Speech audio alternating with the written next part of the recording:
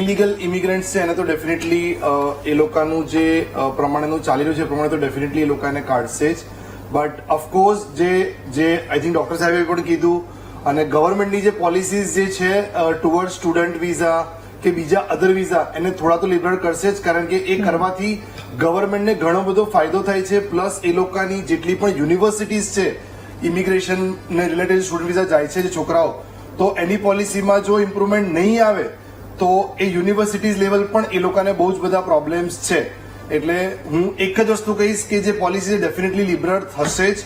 હા, H1 નું જે છે એ લોકોએ સ્પેસિફિકલી ક્રાઇટેરિયા કર્યો છે કે જે માસ્ટર્સ ત્યાં કરશે એનો 20,000 એ લોકોએ સેપરેટ કોટા જે જૂનો હતો એ કન્ટિન્યુ છે, એમાં પણ કદાચ એ લોકો ઇન્ક્રીઝ વધારે કરી શકે છે એવું અત્યારની ગવર્મેન્ટની પોલિસી પ્રમાણે લાગે છે.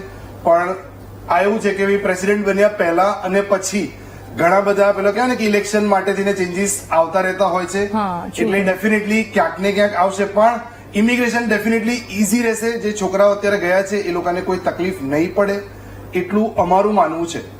ઓકે, ઠીક છે. દિગંત સર, આપ ક્યાંક આ જે H1 જે